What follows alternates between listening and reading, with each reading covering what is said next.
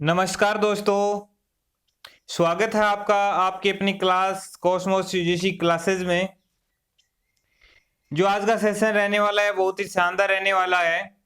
यह session dedicate है 501 महत्वपूर्ण भौगोलिक चिंतन, संपूर्ण भौगोलिक चिंतन की जो श्रृंखला स्टार्ट की थी।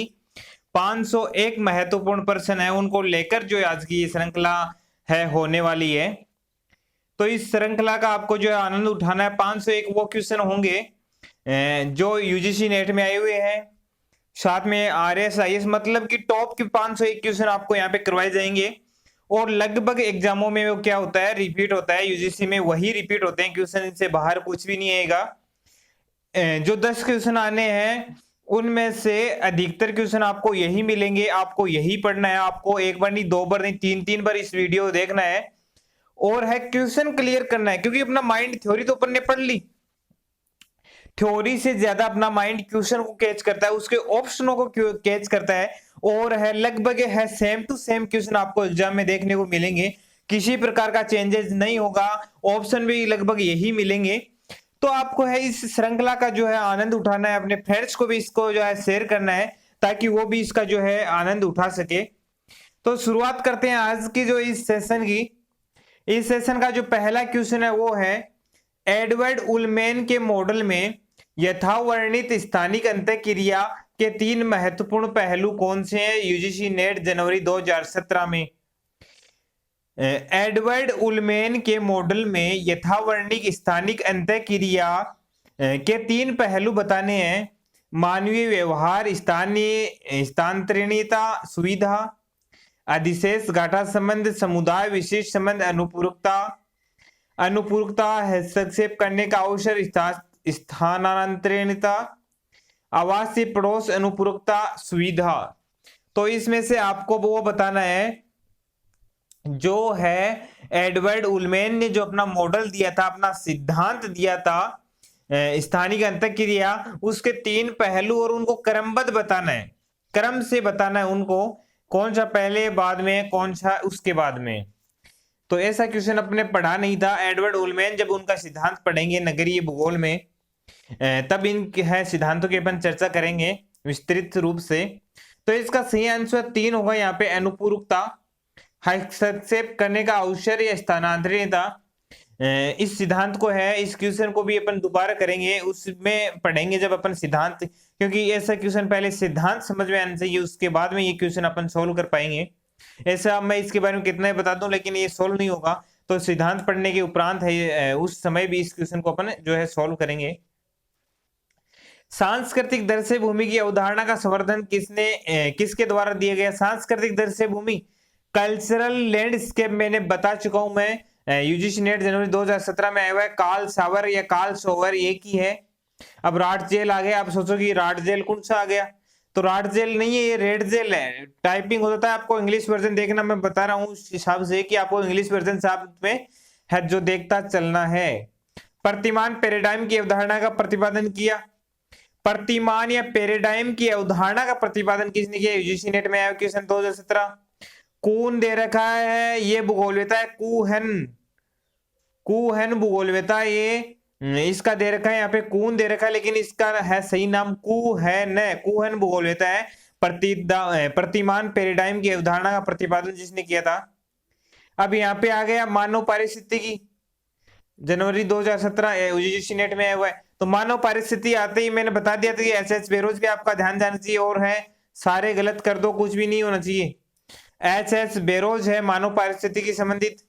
रेटर के अनुसार ये उपागम की कुछ भौगोलिक तथ्यों की वैज्ञानिक परिभाषा नहीं की जा सकती को कहा जाता है। रिटर एक उद्देश्यवादी भूगोलवेता थे, लाइन देख लेना, ऐसी की ऐसी मिल जाएगी, मैंने पढ़ाया था उस क्लास में, उद्देश्यवादी से संबंधित है। तो उन्होंने ये उपागम भी दिया था कि कुछ भौगोलिक तथ्यों की उसके मैंने उपागम करवाए थे, उद्देश्यवादी ये उपागम मैंने करवाए थे।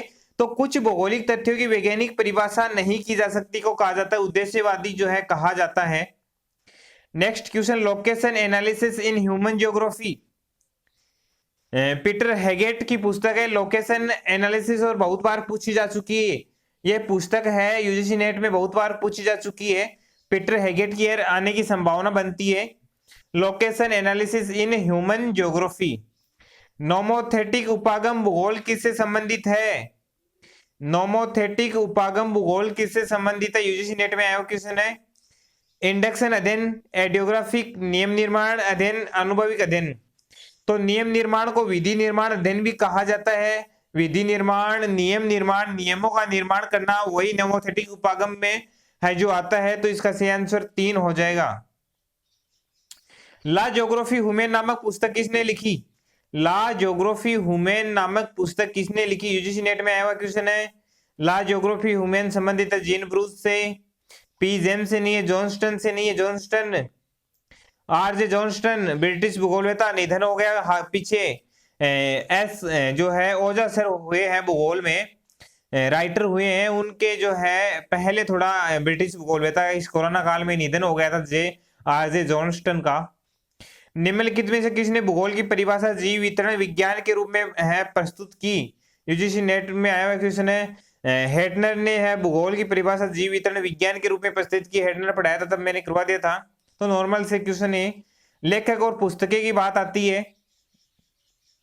कि लेखक है और इनकी पुस्तकें हैं, तो इसमें हैंगर स्टैंड की है, जो हैंगर स्टैंड है ये इसमें है दे रखा है। तो हैंगर स्टैंड की पुस्तक कौन सी है? ज्योग्राफी डायमेंस ऑफ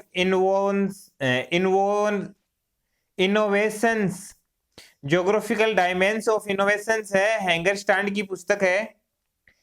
फिर उसके बाद में गिलबर्ट वाइट है, गिलबर्ट वाइट की पुस्तक मिलती है ह्यूमन रिस्पॉन्स है to flood, human response to flood, ये जो है इसकी मिलती है। हैंगर स्टैंड की मिलती है geography dimensions of innovations, Gilbert White की human response to flood. Walter Isard की मिलती है methods of regional analysis, methods of regional analysis, और है विलियम बुंज की मिलती है थियोरेटिकल ज्योग्राफी। तो ये पुस्तकें आपको है जो है नोट कर लेनी, ध्यान में रखना है इन पुस्तकों को भी।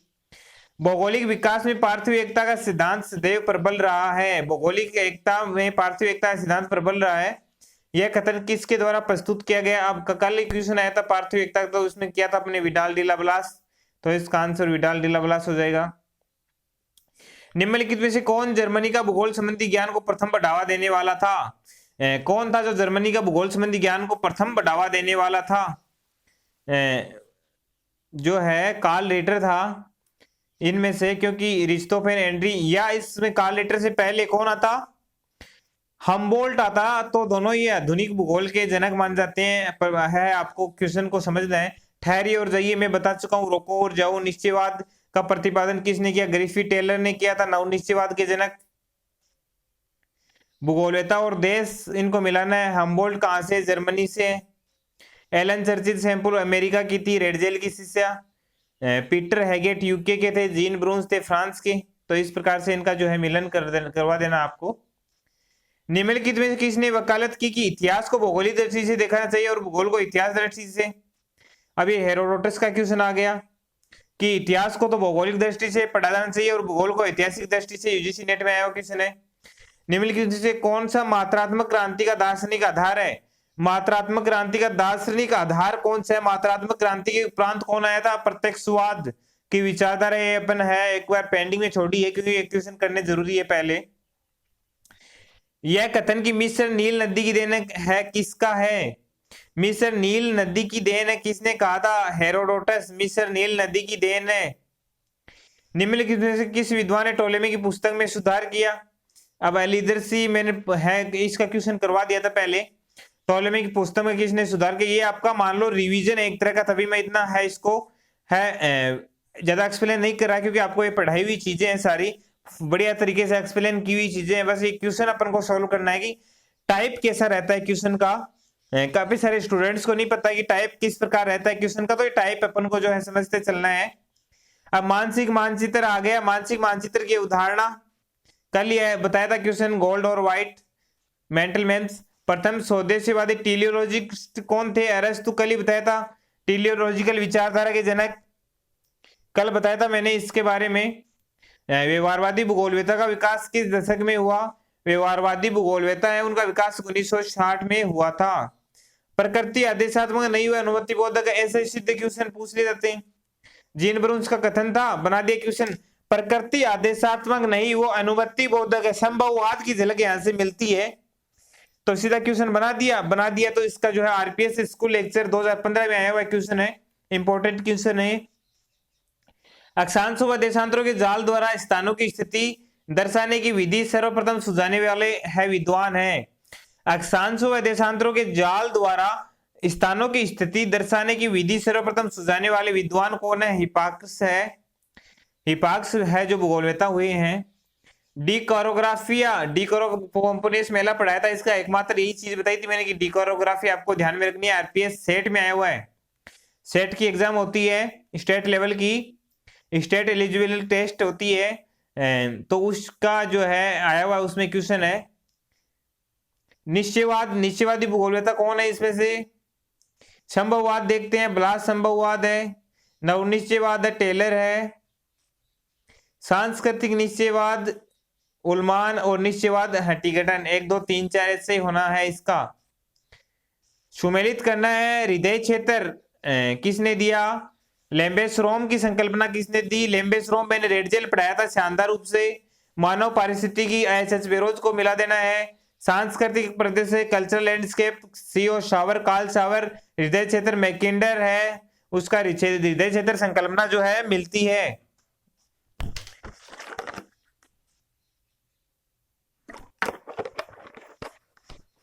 अनुक्रमिक अधिग्रहण अवधारणा के प्रस्तावक थे, आरपीएस सेट में आया हुआ क्वेश्चन है। अनुक्रमिक अधिग्रहण अवधारणा के प्रस्तावक थे। अनुक्रमिक अधिग्रहण के प्रस्तावक विठल सिंह ने कृषि प्रदेश दिए थे। पृथ्वी की परिधि गणना करने के लिए प्रथम विख्यात विद्वान है इरेटास्थनीज। पृथ्वी की परिधि गणना करने के लिए विख्यात विद्वान कौन है? इरेटास्थनीज। मानव भूगोल अस्थिर पृथ्वी और क्रियाशील मानव के बीच परिवर्तनशील संबंधों का अध्ययन है, ये परिभाषा किसने दी थी? मानव भूगोल अस्थिर पृथ्वी और क्रियाशील मानव के बीच है परिवर्तनशील संबंधों का है सैंपल की परिभाषा है। स्कूल लेक्चर 2013 में आया हुआ क्वेश्चन है। भौगोलिक वातावरण का प्रभाव, इनकी जो ग्रंथ मिलता है, कट्टर निश्चयवादी भूगोलवेत्री हुई है। संभववाद शब्द का प्रयोग सर्वप्रथम किसने किया? लुसियन फेब्रे, पढ़ाया था मैंने तो संभववाद के जनक, जबकि इसका विकास ब्लास ने किया था। नियतिवादी चिंतन का पहला विचारक नियतिवादी चिंतन का पहला स्ट्रेबो मिलता है। नियतिवादी भूगोलवेता थे, प्रकृतिवादी थे, उसके बाद में आए हैं ये हम्बोल्ट, रिटर, रेडजेल इत्यादि जो है जर्मनी भूगोलवेता। सही सुमेलित कौन सा नहीं है? ईशा बोमेन संभववाद से संबंधित है, हम्बोल्ट पर्यावरणवाद प्रकृतिवाद से, डिमांजिया नियतिवाद से नहीं है। जी टेलर नवनिश्चयवाद, ग्रिफी टेलर नवनियतिवाद। डिमांजिया था ब्लास का दामाद था डिमांजिया, और वो संभववाद से संबंध रखता था, तो इसका ये सही आंसर ये हो जाएगा। स्कूल लेक्चर में आया हुआ क्वेश्चन। स्कूल लेक्चर में भी इतने नॉर्मल क्वेश्चन पूछे जाते हैं, अगर क्वेश्चन सोल्व करने का जो है तरीका एक बार आ गया आपको, तो आप है क्वेश्चन को है बेहतरीन तरीके से सोल्व कर पाओगे। भूगोल एक संश्लेषण विज्ञान है, ये किसने परिभाषित किया? भूगोल संश्लेषण का विज्ञान है, पीटर हेगेट ने बताया। स्कूल लेक्चर का क्वेश्चन है। कार्ल सावर ने भूगोल की किस शाखा में अपना महत्वपूर्ण योगदान दिया? कार्ल सावर कल्चरल लैंडस्केप, सांस्कृतिक भूगोल। कॉस्मोस कितने खंडों में प्रकाशित है? स्कूल लेक्चर का क्वेश्चन है, 2 नंबर का क्वेश्चन आया हुआ है। अब ये क्वेश्चन किसको नहीं आता? ये क्वेश्चन जिसको नहीं आता है उसको तो फिर कोई भी क्वेश्चन है समझने में उसको मुश्किल ही रहेगा। काल है कॉस्मोस, खंड, इत्यादि 2 नाम, कॉस्मोस और खंड, ये सुनने के बाद आपको तीसरा नहीं सुनना, सीधा 5 पे क्लिक कर दीजिए आप। 5 खंड है इसके। उष्णता जलवायु से अंतर संबंध स्थापित किया गया है। उष्णता जलवायु से हम्बोल्ट ने किया था अंतर संबंध। एंथ्रोपोजियोग्राफी रेडजेल। बर्टन का भूगोल में किस नई प्रवृत्ति के विकास में महत्वपूर्ण योगदान रहा? बर्टन है उसका भूगोल की किस नई प्रवृत्ति के विकास में महत्वपूर्ण योगदान रहा? बर्टन है मात्रात्मक भूगोल से संबंधित रखता है, आरपीएससी में आया हुआ क्वेश्चन। वर्त को सर्वप्रथम किसने 360 डिग्री में विभाजित किया? एकदम इजी क्वेश्चन, हिपार्कस ने। अबीरियन गणित के आधार पर मुझे याद है वो जो मैंने लिखवाया था सेम टू सेम, हिपार्कस ने अबीरियन गणित के आधार पर वर्त को सर्वप्रथम 360 डिग्री में विभाजित किया। ऐसे मैंने लाइन लिखाई थी आपको एक। राज्य भूमि से जुड़ी एक जैविक इकाई, यह विचार जिस विद्वान का था वह है रेडजेल। राज्य भूमि से जुड़ी एक जैविक इकाई है, विद्वान है, किस विद्वान का? राज्य की तुलना की गई है। रेडजेल ने राज्य की तुलना जीव से की है, जैविक इकाई है, राज्य भूमि से जुड़ी एक जैविक इकाई है।